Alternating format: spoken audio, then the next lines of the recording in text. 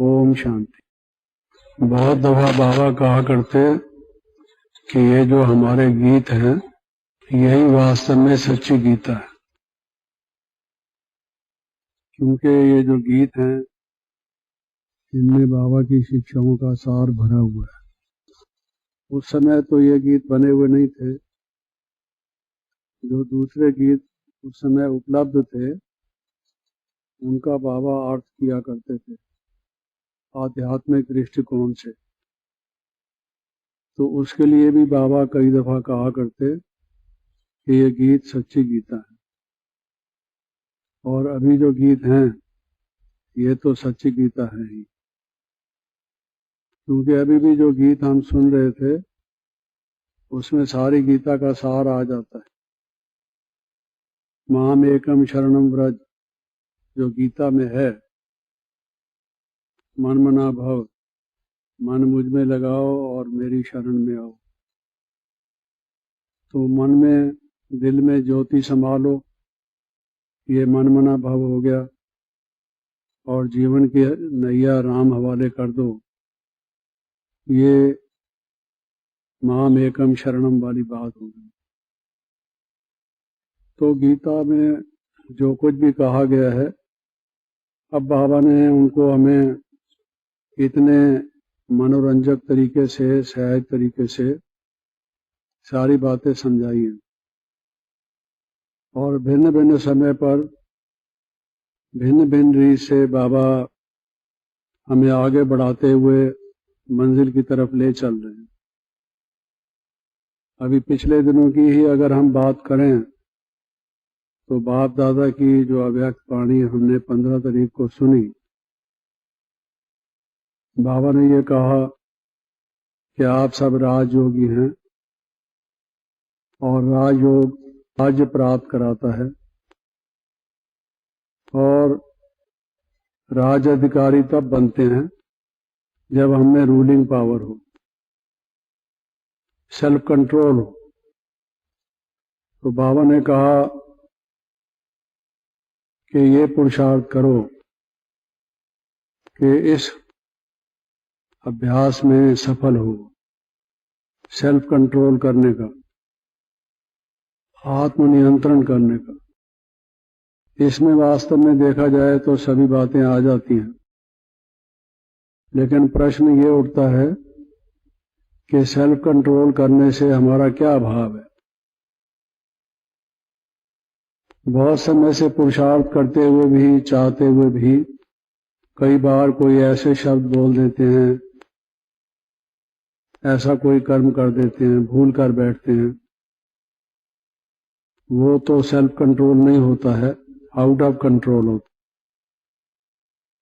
तो वो self control कैसे हमारा हो, और सेल्फ कंट्रोल करने में हमें किन बातों पर विशेष ध्यान देना है, क्योंकि बाबा ने कहा कि 15 दिन में ये करके दिखाओ। अब बहुत सारे दिन तो गुजर गए, 30 तारीख को अभी बाबा रिजल्ट पूछेंगे, लेकिन उसके बावजूद भी बाबा ने कहा कि 3 महीने में ये सारा पुरुषार्थ करके दिखा। तो आप देखेंगे कि जो नेगेटिव थॉट्स आते हैं, नकारात्मक विचार आते हैं, क्योंकि हमारे जो थॉट्स हैं, विचार हैं, वही हमारे बोलने और हमारे कर्म का आधार है। वाणी और कर्म से पहले तो मनुष्य के मन में संकल्प आता है।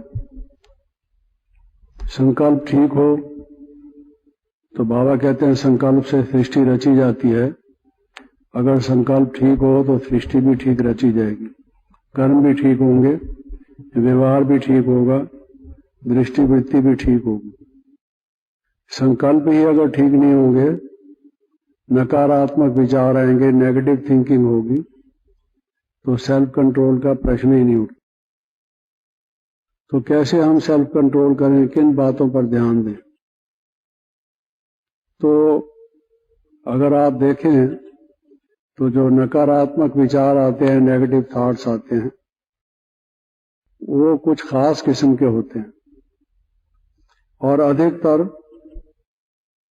जो आपस में संबंध हैं हमारे, उन संबंधों में कोई संघर्ष होता है, उन संबंधों में कोई मनमुटाव होता है, कोई नाराजगी होती है, किसी से हम संतुष्ट नहीं होते या दूसरा कोई हमसे संतुष्ट नहीं होता। तो एक कारण तो नकारात्मक विचारों का ये होता है कि संबंधों में दिव्यता, अलौकिकता, रूहानियत नहीं होती। वो अगर ठीक हो तो नकारात्मक विचार समाप्त हो जाए। ये एक कारण है, केवल यही कारण तो नहीं है, लेकिन अन्य कारणों में से एक मुख्य कारण ये है। आमतौर से बहन भाई जब दादी जी से मिलते हैं या बड़े बहन भाइयों से बात करते हैं, अपनी कोई दुख गाथा सुनाते हैं, तो उसका सार यही होता है कि किसी से वो नाराज होते हैं, किसी के व्यवहार से वो संतुष्ट नहीं होते।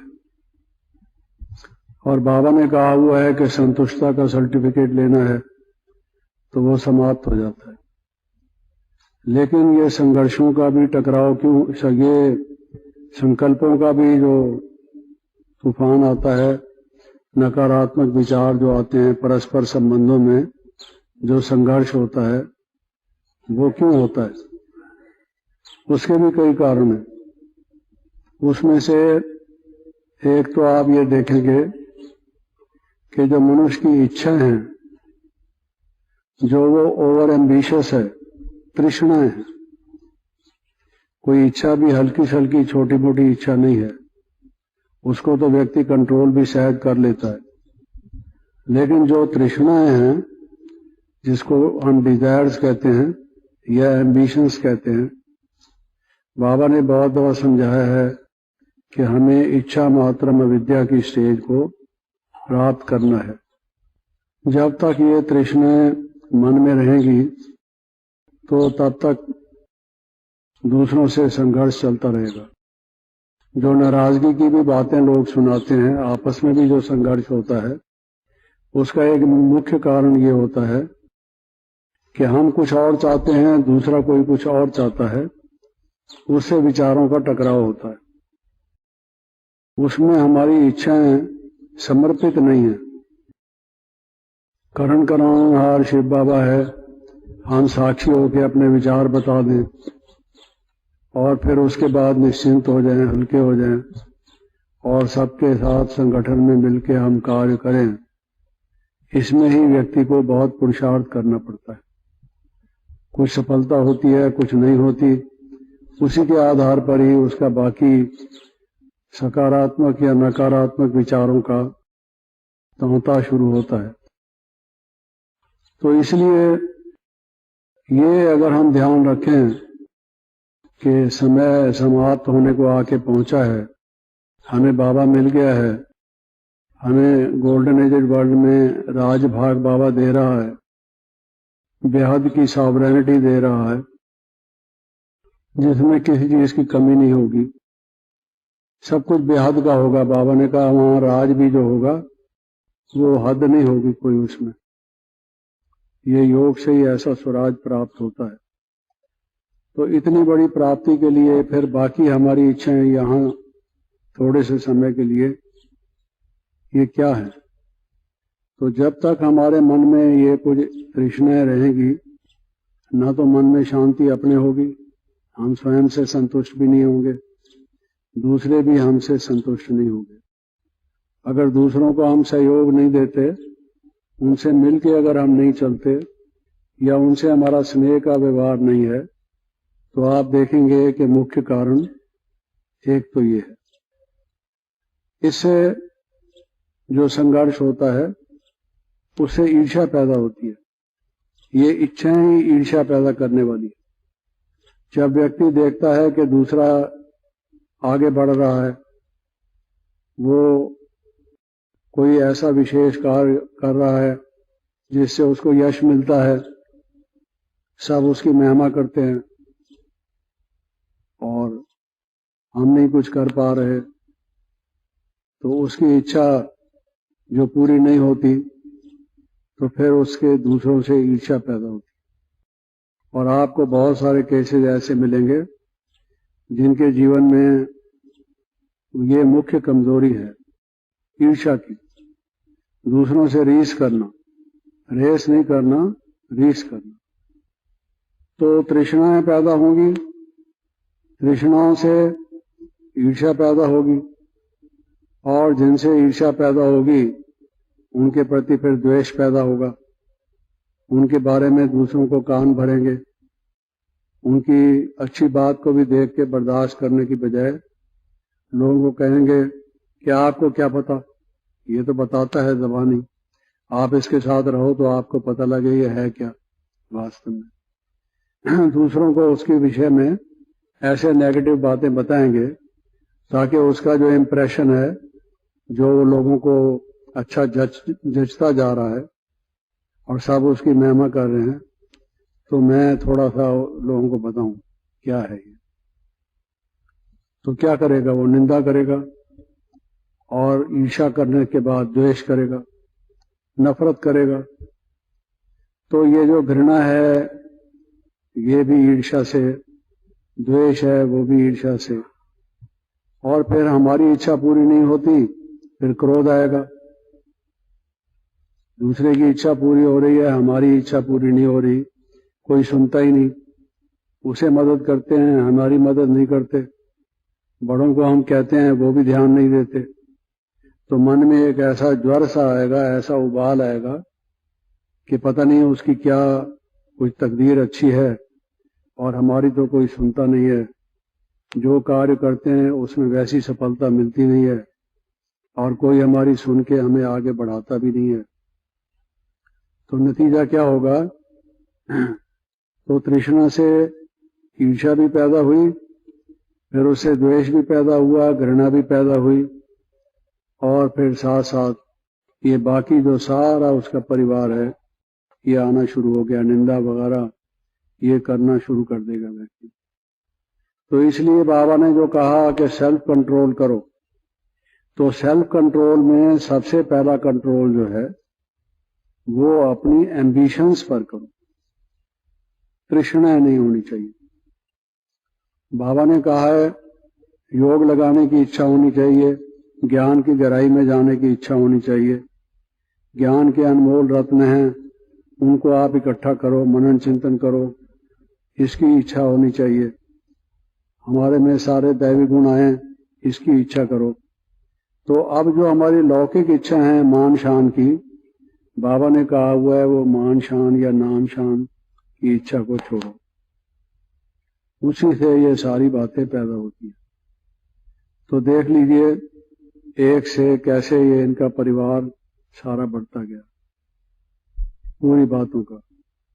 तो एक तो इस कारण नकारात्मक विचार आते हैं और सेल्फ कंट्रोल रहता नहीं, रूलिंग पावर आती नहीं, जो हमारे नेगेटिव संकल्प हैं वही हम पर रूल करते हैं।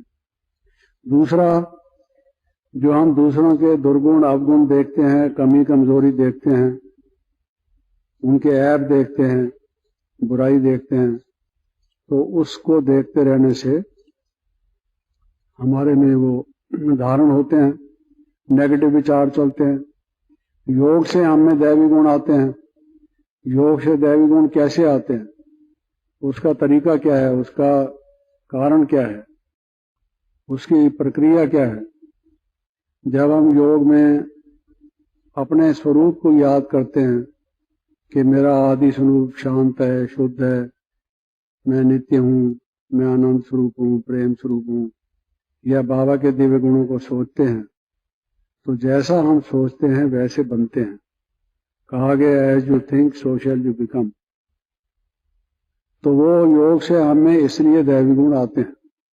अगर उल्टा योग लगाओगे, बजाय शिव बाबा को याद करने के और आत्मा की ओरिजिनल स्टेज को याद करने के, अगर दूसरे के देहधारी के अवगुण या दुर्गुण उसके सामने लाओगे, देहधारी को सामने लाओगे, बॉडी कॉन्शियस बनोगे, अशरीरी शिव बाबा को याद रखोगे, निराकार को, तो आत्मा भी अशरीरी बनेगी।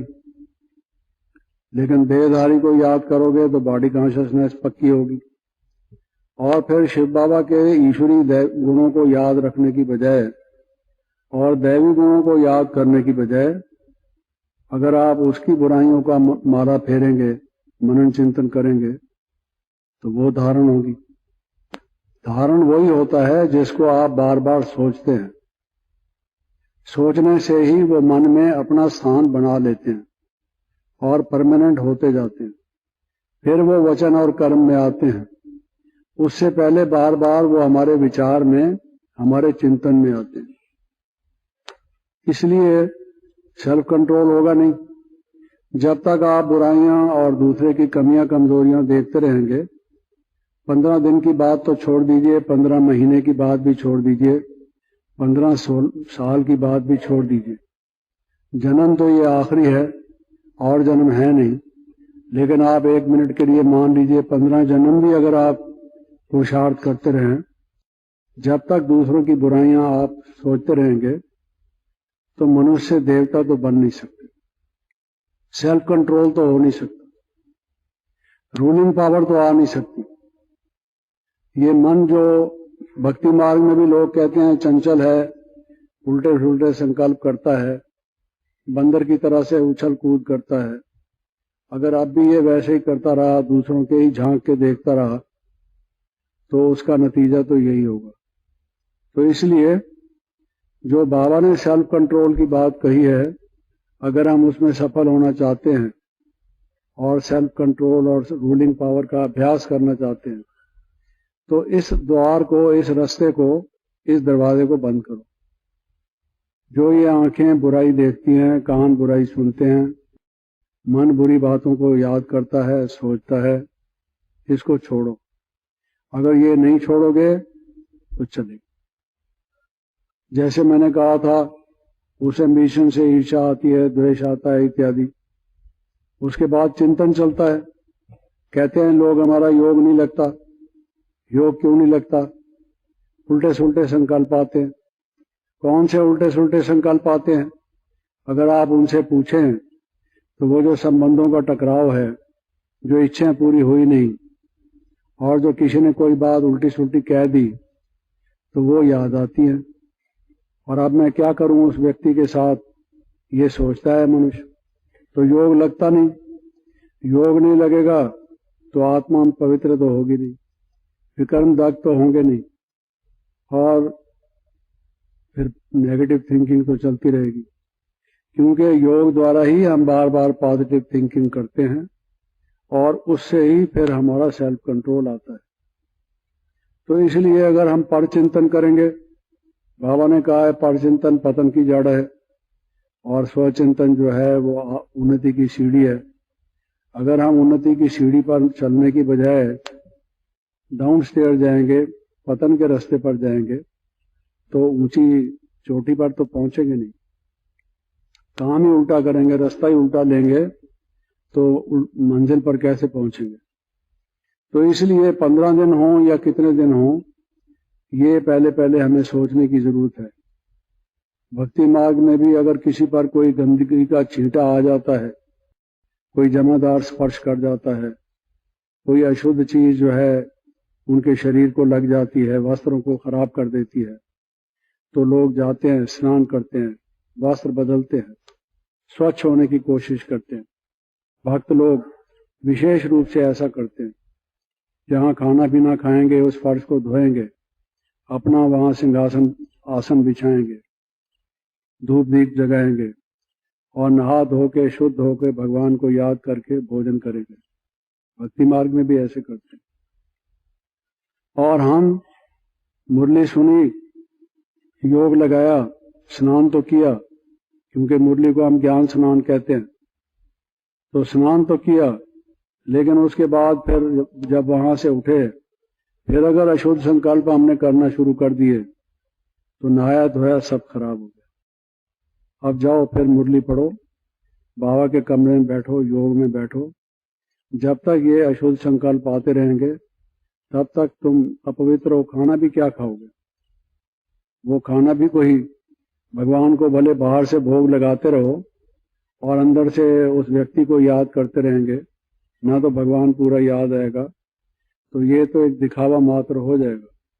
पुरुषार्थ की वास्तविक जो रीत है, विधि है, विधि पूर्वक तो हुआ नहीं, और विधि नहीं हुई तो सिद्धि हुई नहीं। और हमारा पहला जो बाबा ने कहा है फाउंडेशन है, वो पवित्रता का है। पवित्रता जन्म से अधिकार है।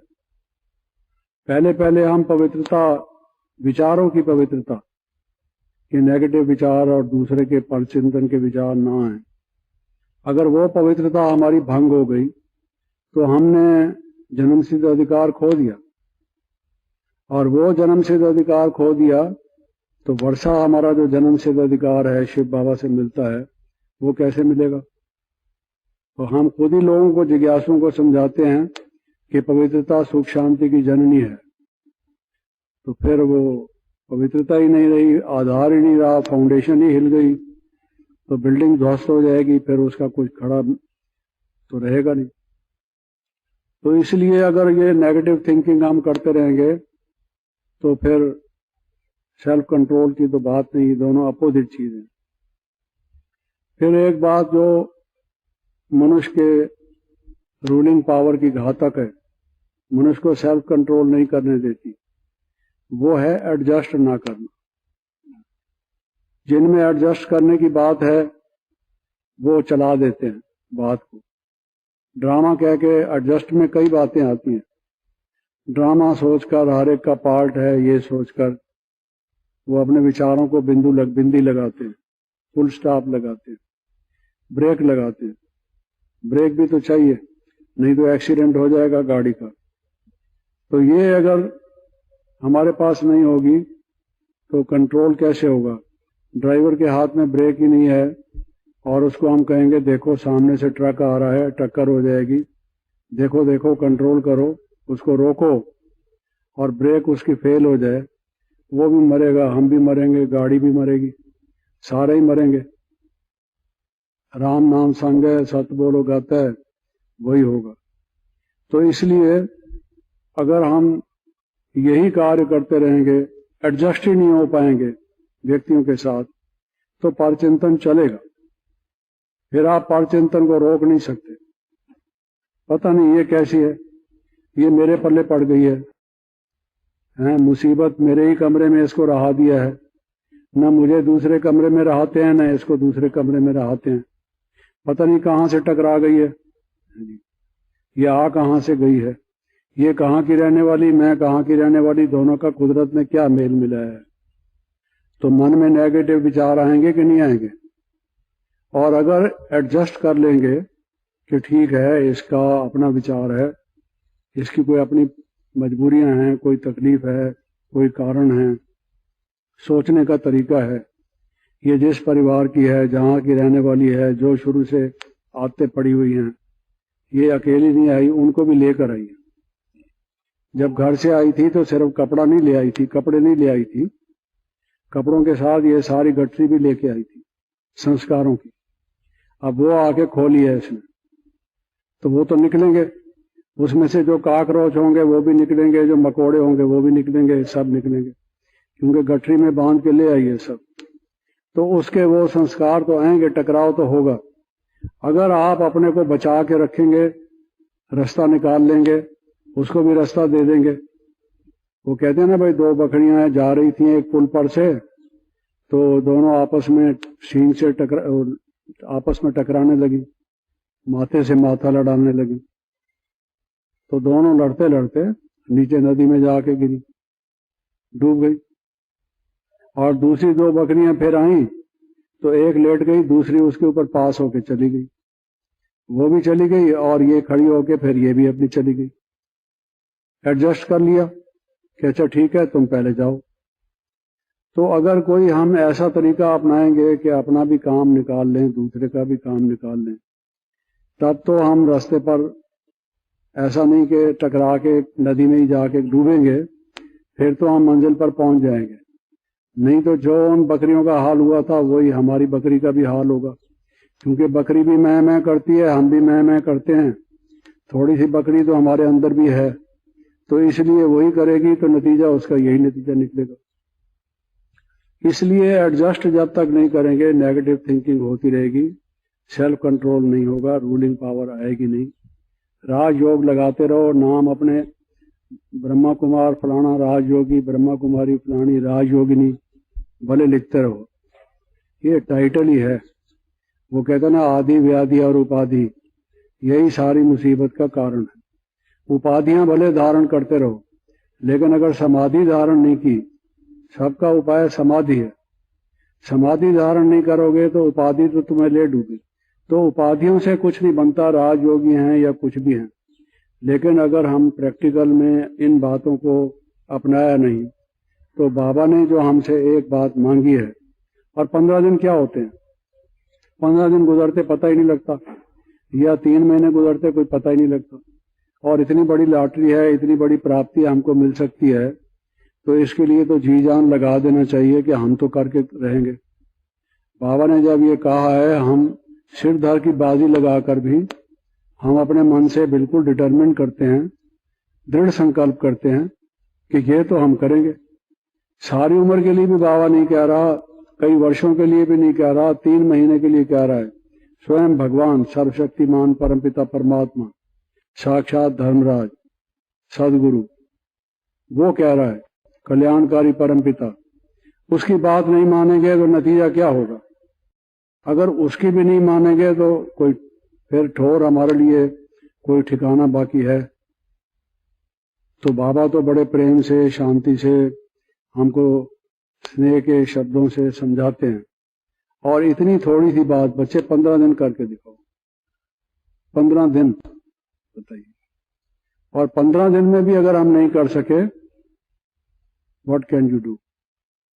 अगर किसी व्यक्ति को कोई टीचर स्पेशल ट्यूशन दे, बार बार उसको पढ़ाता रहे, याद कराता रहे, और उसको बताए 15 दिन की मेहनत करो, पास हो जाओगे, मैं तुम्हारी मदद करूंगा, निश्चित रूप से तुम अच्छा डिवीजन ले जाओगे।